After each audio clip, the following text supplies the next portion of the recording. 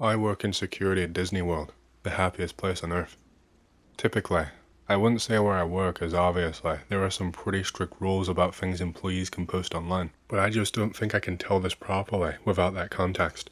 And honestly, I think that may be it for me anyway with this job. I just can't see myself working here for any longer. I've been with the company for 23 years. The first 20 years I worked in the parks, nabbing shoplifters and rounding up people who were drinking too much for the heat. Occasionally, there would be a fight to break up, but people usually kept it pretty mild. The heat and walking was getting too much for me the last few years, so I asked to be transferred somewhere with AC, and the company moved me to one of their resorts. While the working conditions were like 110% better as far as climate and comfort go, the guest issues were trickier, mainly domestics. I guess the expensive and stress of vacation got to a lot of people, and I'd be called by neighboring rooms because some mom and dad were yelling at each other. I'd try to suggest they go and take a nap or go do separate activities for a little while, and that would usually calm them down. But none of that is what I'm here for. I've got to get this out while I have time. 3 days ago, I got a call from management. Apparently, a couple of days before that, housekeeping had went into a room that should have been turned over that day. Turned over is when one guest leaves by about 11 a.m. and the next guest checks in about 3 p.m. and all of the guests' items were still in the room. Housekeeping made a note of it and moved on, but during the next 2 days when they entered the room, everything was still there and untouched. I went to check it out and sure enough, there was an empty room full of luggage, clothes, snacks, some toys, everything a family would need for vacation. The manager had already looked up the previous reservation and it was for a family. Dad, Mom, 2 little kids. I tried to call the phone numbers they had given, but all I got was voicemail. We were a bit stumped, so I made the call that the housekeeper could clean the room and take the family's personal items to be held until we got in contact with someone. I went digging into the reservation more. The family had arrived 5 days before housekeeping had discovered all of their stuff. I found that the family had paid a parking fee and their vehicle description was listed. A quick walk of the parking lots, and I had easily located their vehicle. So that ruled out a car accident, or them deciding to just leave all of their stuff behind. Next, I saw that they had bought a dining plan. This is when a guest prepays for all of their food. They are given a certain number of credits to use for meals. This family had only used 3 credits, and the last one was 2 days after they checked in. It appeared that the day they arrived, they got here late, and probably just stayed at the resort. The next day, they used 2 credits at Epcot. The second park day, they just used 1 credit at Magic Kingdom, and it was at breakfast time. Now, at Disney, we have something called Magic Bands.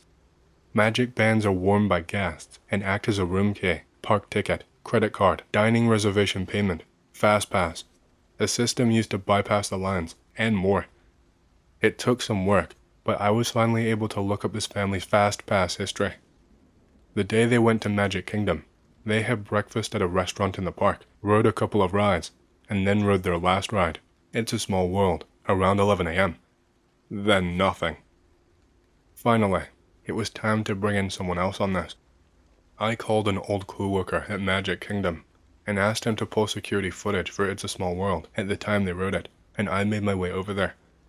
When I got there, my friend was very confused, almost distraught looking.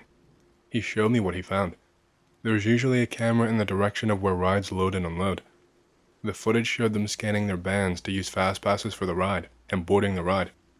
The footage from the exit of the ride just showed the other people in their car exiting. They weren't there. Of course, we thought the worst. Maybe one of the kids had fallen out, and Mom and Dad and the other kid got off in the middle of the ride to help, and they all got injured or killed or stuck in machinery somewhere. So we shut down the ride. Middle of the damn day. Turned off that earworm music and turned up the lights. Me and Buddy walked that ride 3 times before we called in help. Eventually, there was close to 10 cast members searching, and we didn't find shit except for 3 cell phones and a hat. I was proper stumped. I've kept digging the past couple of days, and I'm not sure who to tell what I found next to. Calling the police would be fucking useless. Disney basically have their own police here, and the company has a way of covering up things like this, and I decided I can't live with myself if I don't put out some type of warning or expose what I found. I kept digging into the reservation over the last couple of days, and today, I noticed that they have purchased a memory maker. There are photographers all over the parks, and cameras in a lot of the rides, and, with Memory Maker, the photos are all free. They automatically get added to a guest Disney account when the system knows that their picture has been taken. And the system always knows. Everyone's whereabouts are always known with the magic bands. I checked the pictures. They are all fucking stock pictures. Someone has uploaded stock pictures to their account to make it look like, I don't know, like they were going on rides and having fun. That is what kept me digging. Even if their phones were off, even if they left their bags behind, Disney knows exactly when and where you scan in, where you spend money, what room you unlock, what character you took a photo with. It is all time-stamped and traceable. I just had to put the pieces together. I requested the full Magic Band activity report. It took some pushing and some favors, but I got it. I will skip the boring parts, but here is what made my stomach turn. After they scanned into It's a Small World on that last day, there was no further activity from any of their bands. No food purchases, no ride check-ins, no door unlocks, not even a ping from a restroom sensor, or a proximity alert to a PhotoPass photographer. Nothing, except for one thing. One night, between 2 and 2:07 a.m., all 4 bands pinged the same location, a maintenance hallway beneath Fantasyland. Same time, same location, no movement in or out. That hallway is not publicly accessible. It's not even labeled on guest-facing maps. There is no way they should have even been able to find it, let alone get down there, unless they knew someone in the park, or unless someone took them there. But I know it. I've been down there. It connects several underground utility areas and old infrastructure left from earlier versions of the park. It's supposed to be sealed, except to facility staff. I called in a favor again. Maintenance supervisor I've known since they're free. He pulled the keycard access logs for the hallway for that past week. No one had used a master key or staff ID to access it. No legitimate entries at all. But the RFID sensors for the magic bands, they logged in. 4 bands, 4 times that night, at 2 to 2:07 a.m. I didn't ask permission. I knew if I brought this to my boss, it would get buried, or worse, spun into some system glitch with a smile and a hush order. I knew I would never actually find out what the fuck actually happened. So I went down there myself. It's cold down there, quiet. The kind of quiet that doesn't feel empty, just muffled, like the building is listening. I passed the usual access doors. Nothing unusual. But when I reached the hallway from the logs, I found the motion sensor lights already on. There was no one else down there. Halfway down the corridor, I found it. A smudge of something on the wall. Greasy, grayish, almost blackish in parts. Human height. Almost like a handprint, but too wide. Smeared. I kept walking. I don't know why. My heart was going a mile a minute. At the very end of the corridor is an old maintenance room that was supposed to be locked off for years. But the door wasn't shut tight. Just gently resting against the frame. No lock, no seal. Inside it was empty. Just an old bench, a rusted utility cabinet, and, on the floor, a pile of cloth. I bent down. It was a child's t-shirt, frozen themed, faded and torn. I turned on my flashlight and swept the corners of the room. On the far wall, there was something scratched into the dry wall. Deep, deliberate, and gouged with something sharp. Some kind of symbol. I can't even begin to describe what it was. I thought maybe it was a stylized old Epcot logo at first, but it wasn't. It was like 2 interlocking triangles with kind of a circle behind. There were other details too, but I can't quite remember. I filed a report that night. Made it clinical. No speculation, just the facts. I submitted the data logs, the shirt, the location. I even pulled CCTV from the nearest utility access. None of it showed any entries or exits. Honestly, I don't even know why I fucking bothered. I should have known the response I was going to get. I should have known what was going to happen. The next day, I was called into an office I'd never been in before, by people who didn't wear name tags. They asked questions like lawyers and not like investigators. I was told not to speak about it to other cast members, to avoid unnecessary confusion during high season. I asked if they called the police. They smiled and said, It's being handled internally. I went back to my workstation later to look again at the magic band report. The file was gone. Access denied. My login had been changed. That was 2 days ago. Yesterday, the reservation disappeared entirely from the internal system, like it never existed. This morning, I went by the room. New guests were staying in it. No sign anything had ever happened. I looked up the parking tag. The family's vehicle is still there, sitting in the same spot, baking in the heat. I don't know what I found. I don't know where the family went. But I know this much. They didn't leave the park. I don't know what kind of shit they got going on underneath this place. Were they, I don't know, undercover? But why make it so apparent and such a big show of it? It just doesn't really make sense to me. Oh, and to top it all off, I've been let go. Been there for so many fucking years, and just like that, they let go of me. Said they were reducing staff, reducing turnover, didn't need me anymore, but I know fucking why I was let go. Any thoughts on this, Axe?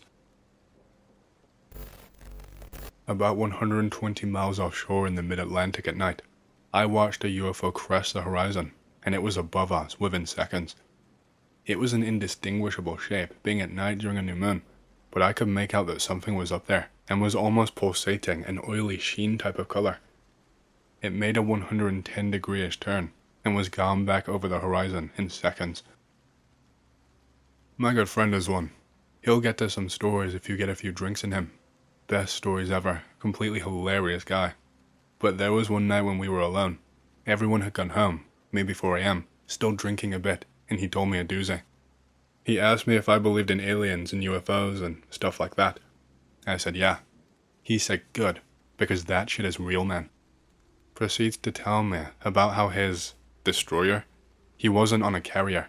It was one of the ships that sailed near the carrier though. He said all the ships in his group had a full week, every night, and even sometimes during the day, of tracking all kinds of weird shit following them. Lights in the sky, signals in the water, like a real deal swarm of UFOs. Apparently, this is not uncommon either. They have protocols for it apparently. These things don't mess with them, so they just keep it moving. He wouldn't be more specific than that. I wanted to press, but I could tell he felt weird even telling me that much. And this was about 10 years ago now, so well before the New York Times article and all the recent stuff. I saw all those videos for the first time like, holy shit, he was telling me the truth. Wild man. My dad was a sailor on an aircraft carrier in the Philippines. One night, a light appeared in the sky and was coming closer. Some of the people on deck speculated that it might be a headlight of an aircraft coming in to land at the nearby base. As it got close, everyone could see it was a glowing orange orb. Someone yelled or got in the radio, I can't remember which. Word got around and everyone came up on deck to see this strange ball flying around the carrier. Then it shot off at a sharp angle into space so quickly that Dad says he would have thought it had disappeared if he had blinked. He saw another one in the late 50s in Seattle. Mom saw one, Grandma, Uncle, and Aunt has a close encounter at Grants Pass, OR, in the 60s or 70s, and I've seen a couple myself. One was an orange orb breaking into 3 and flying past my field of vision, and the other was a long triangular shape of 5 star-like lights traveling overhead fast and fading on its way to the horizon. Pretty amazing experiences that have made me do some thinking over the years. I was sailing a lot as a kid, on big oceans like the Atlantic. One that stands out is while cruising along in the Atlantic, we were fishing at the same time, trolling a lure behind the boat. The fishing rod is one of those quite thick and strong and short ones for game fishing with a game fishing reel. I was watching it and it suddenly bent completely, never seen that much bend, so I went to grab it and looked out and saw what I can only describe as a massive snake jumping out of the water some 100 meters behind the boat. It was huge. Think massive anaconda, except that we were in the Atlantic Ocean very far from shore and probably 100 or 1,000 meters deep water. Then the line snapped, and we are talking serious, very very strong game fishing line. I've never had any line like that snap ever again, or before. It was either 95 or 96. I think 1995. I was on the USS Enterprise with my dad on a Tiger cruise with my dad. For those not familiar with this, It's a program where the Navy flies a family member or two to a Navy ship and they ride the last couple days into port together. Anyway, we flew to Bermuda and took a boat to the ship for its last couple of days before getting back to Mayport. It was the second night, and my dad brought me to the smoke pit. Everyone was kind of quiet and staring at something in the water. It was what I can only really describe as a carousel of lights. It had a bunch of small lights around the edge, I'm assuming the edge, then 4 lines going to the center where there was a single large light. My dad was adamant it was just the stars being reflected, but I didn't buy it. Hey, I hope you've enjoyed the story so far. If you do and you want to hear more, please leave a like and subscribe to my channel and leave a comment down below, as it lets the algorithm know that you like my content and it promotes it to more people. My goal for the channel is to hit 50,000 subscribers, and we're closing in fast, so thank you, and back to the stories. Hello Anons. Today I will tell you my story that happened to me. It was in my youth. I lived in Bashkiria, in the city of Ishanbay. It was somewhere in 2007. My friends and I loved to go hiking on the Balea River. We climbed all the sides, and the lake on the left bank, a village like that, and the quarry swamp behind the Kravelstom Enterprise, and we went to Mount Shikan. But that is not what I'm talking about. I would like to tell you a couple of creepy stories about a place called the Island, or rather, a peninsula on the Balea River near the Neftmash plant. It stands outside the city on the outskirts. In the 70s, before the plant was built, there was an old Tatar Muslim cemetery, but then it was torn down and the plant was built. Apparently, this was the custom in the USSR, and it was the norm since the cemetery was old. Well, so the 3 of us got together to go fishing and spend the night. We took the bottom fishing rods, bought some bait, and also bought some shashlik to grill, and a couple of cocktails, a blazer, and some cigarettes, and also took Winston. It's youth, why not just fish, but also have fun, eat, drink, and smoke? Well, in general, the time of year is May and June, it's warm. We came to the river, swam, and even had sunshine and heat. We set up the bottom fishing rods, and started grilling shashlik. We ate and drank, and took videos on our phones by the fire, and began to go to bed in our sleeping bags by the fire. We fell asleep at about 2 in the morning, and screams started waking us up, as if a drunk woman was screaming hysterically on the other side of the river. And this was at night, in the darkness. When this sound got closer, it became clear that it wasn't the woman screaming, but who knows what, and our hair stood on end. We jumped up from the screams and shouts of the raging people, and grabbed our camping knives. I threw some wood on the fire to get a better view of what was going on, and this terribly screaming something screamed on the other bank of the river, and thank God that it was on the other bank and not ours. And so we stood, peering into that darkness of the night. Then it began to move away, closer to the village on the other bank of the river, and judging by the barking, it met a pack of stray dogs. Then we heard a whine, and there was silence. Apparently, it ate one of the dogs, and the rest ran away. Although the night was light, we could not see this something well. It only seemed to us that something large, the size of a dog, was sitting on the branches of a poplar tree about 2 meters from the ground. That was the first story. Here is the second one. A year later, we spent the night there again, and at 12 at night, something began to run on the water near us. The steps were heavy, as if something was running on hooves on the water. Well, really, like a horse, but there were no horses and no fishermen there. There was no one at all. It was May. The river overflowed, and there was water all around the island. We even rolled up our pants to the knees to get to the island. In short, it was scary, and this thing was rushing around us on the water on its hooves. One of my friends even wanted to break loose and run through the night forest just to escape from there, but I stopped him. It was safe for 3 people by the fire. Maybe this creature scared us in order to lure us out. Here is story 3. The same island, only 3 years later. One autumn, and walked from home out of town to the river and this island, and I had to take a piss near the island, and there were metal poachers digging up metal, and there were holes in the ground, and so I went down into one of these holes. What did I see there? Old boots that had bones nailed to the soles. At first, I thought they were animal bones, but then I saw a human jaw, and an old belt, and then I remembered that there had been a Muslim cemetery here 40 to 50 years ago, and these metal detectors had dug everything up. but the remains remained. Maybe that's why all sorts of anomalies happen there. Well, not often, but they did happen. Here is story 4, the same place, only in the autumn of 2008. They were like holidays in October or school holidays, I don't remember anymore, but the weather was warm, and we went to the island to sit by the fire and just smoke. We sat, and it was already dark, and in autumn, it is already dark at 7 in the evening. Well, and we are walking along the path from the river to the road, around the forest, yellow leaves rustling under our feet in the dark. We are talking. And then we hear the cracking of branches somewhere in the depths of the forest. Well, it crunched and seemed to die down. We go on, and have already reached the road. Then Vasek, one of my friends, says, "And is it too weak to go to the forest again to find out what was cracking there?" What are you saying? Are you afraid it could have been some kind of hedgehog? Well, I say, well, let's go and have a look. We began to slowly approach the dark forest again, and then the branches crackled, and something started to break in our direction through the windfall. As we rushed from there, Vasek even grabbed my clothes when we were running. We ran about 200 meters and stopped. It seemed like no one was chasing us anymore, but it was creepy. What I mean is that this is not a city park, but a forest next to a river outside the city, and there is no one there in the dark. What it was is a mystery.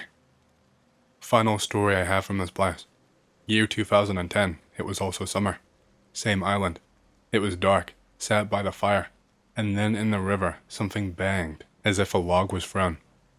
We thought maybe a catfish, then something banged very loudly, as if a log was thrown from a helicopter. It splashed on the water, and again for 5 minutes, silence, then it splashed again. Vasek and Fedel tell me let's go look. Maybe something bit on the dock, maybe it's a huge catfish.